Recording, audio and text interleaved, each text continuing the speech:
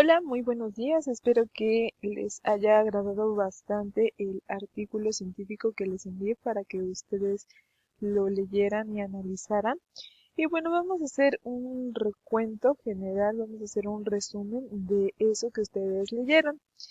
Vamos a hablar acerca de estreñimiento. Y bien, ¿a qué se le denomina estreñimiento? Bueno, existen unos criterios llamados criterios de Roma 3 y estos consideran que un paciente va a sufrir de estreñimiento cuando en más del 25% de sus deposiciones, de sus excreciones, va a presentar dos o más de los siguientes síntomas.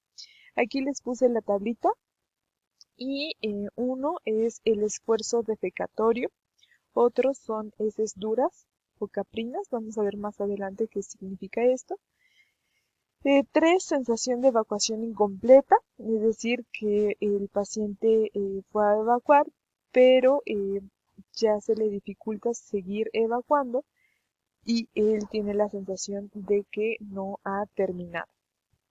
El siguiente es sensación de obstrucción, bloqueo anorrectal y el penúltimo es que em, tiene que realizar maniobras manuales para facilitar las evacuaciones y también la última es menos de 3 evacuaciones por semana. Entonces, bueno, esos son los criterios. Recuerden que si alguno de sus pacientes tiene pues la presencia de estos dos o más criterios en su vida, pues sí va a presentar estreñimiento. Hay varios tipos de estreñimiento, sin embargo, para que se les facilite más, vamos a dejarlo para esta materia en tipo de estreñimiento primario y secundario. El primario es derivado de un estilo de vida y el secundario es derivado de alguna enfermedad. Les pongo el ejemplo de primario. Bueno, hay personas que no toman suficiente agua, que no hacen ejercicio, que casi no consumen fibra y entonces presentan este tipo de estreñimiento. En el tipo de estreñimiento secundario están, por ejemplo, personas que tienen cáncer y que derivado de la quimio, de la radioterapia o de sus tratamientos presentan estreñimiento. Es muy común en cáncer.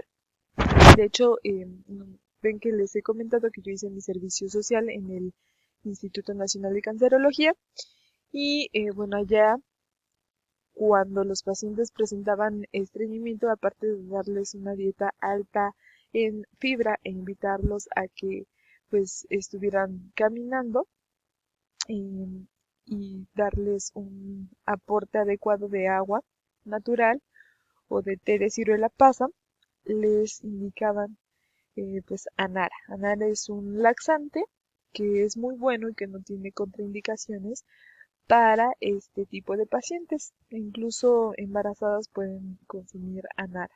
Son unas gotitas y la verdad es que funcionan bastante bien. Ahora, esta imagen está la escala de heces de Bristol. Y bueno, vamos a ver que de acuerdo también al tipo de heces que el paciente tenga, también lo podemos catalogar como estreñimiento. Y se dice que las heces de tipo 1 y tipo 2 son estreñimiento. Ajá, trozos duros, separados, que pasan con dificultad, estreñimiento importante. Tipo 2, como salchicha, compuesta de fragmentos, ligero estreñimiento. ¿Ok? Y bueno, también se tiende a confundir con el tipo 5, que son trozos de masa pastosa con bordes definidos, y eso es por falta de fibra. Bueno, hay también medicamentos, como les mencionaba, derivados de alguna enfermedad que les indican algunos medicamentos que pueden provocar el estreñimiento. Entonces hay que tener cuidado si ustedes ya saben que alguno de sus pacientes consume algún tipo de estos medicamentos. Por ejemplo, los opiáceos, que son principalmente que quitan el dolor, y como les mencionaba, en cáncer, que tienen dolores desafortunadamente bastante fuertes, como la morfina, pues tienden a eh, desarrollar estreñimiento o como em, complicación, efecto adverso, el estreñimiento. Ajá. Y bueno, son medicamentos que no podemos evitar porque el paciente pues, los necesita sí o sí.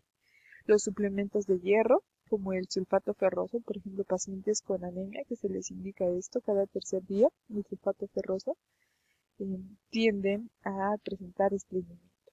Suplementos de calcio, pues también. Entonces, antihipertensivos como estos, principalmente la clonidina, pues tienden a presentar estreñimiento. Entonces, si nos damos cuenta, los pacientes adultos mayores tienden a tener una polifarmacia, que es el consumo de varios medicamentos, y pues estos son algunos de los principales que ellos consumen, también como los antidepresivos, los antiácidos. Entonces sí hay que tener bastante cuidado porque son pacientitos que tienen todos los factores para desarrollar estreñimiento. Los factores que pues aumentan la probabilidad son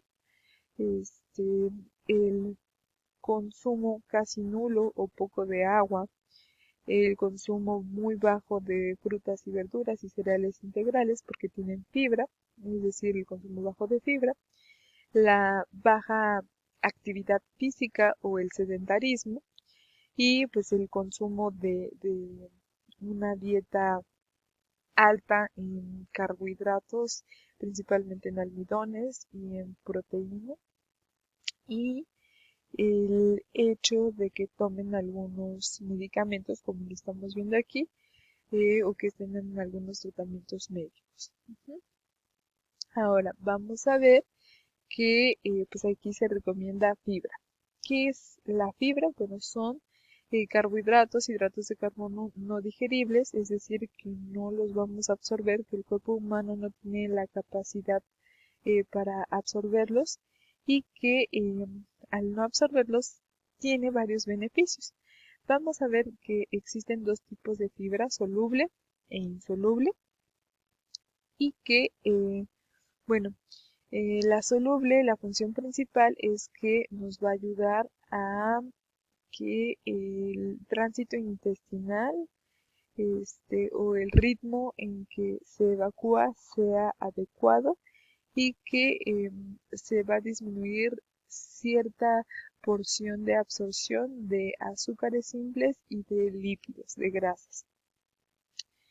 Y bueno, la fibra insoluble por su parte acelera el tránsito intestinal, entonces no deja que se absorbe tanto de ese alimento y da consistencia a las heces, es decir, que no estén duras y que no estén como tipo diarrea.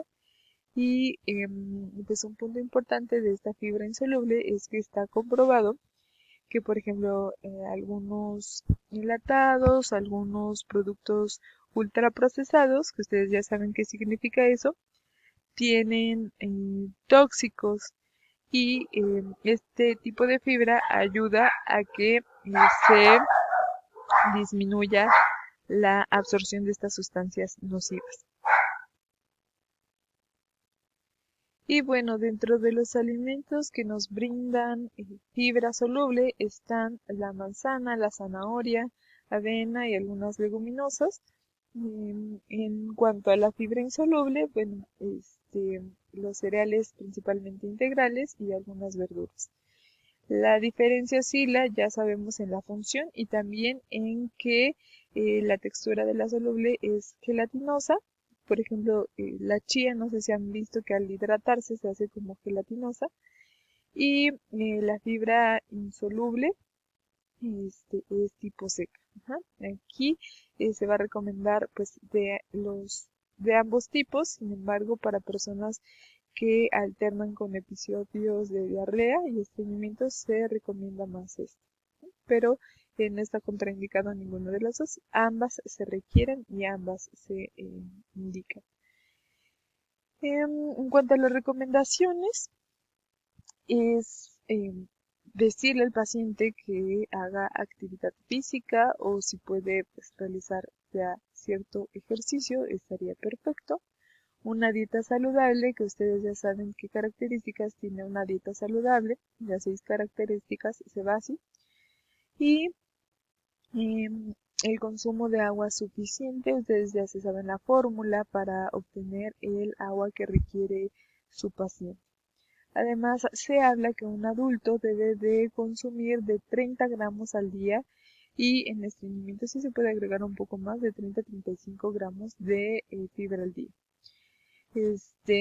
Aquí están los mililitros que les mencionaba que ustedes ya se saben de agua que requiere el paciente.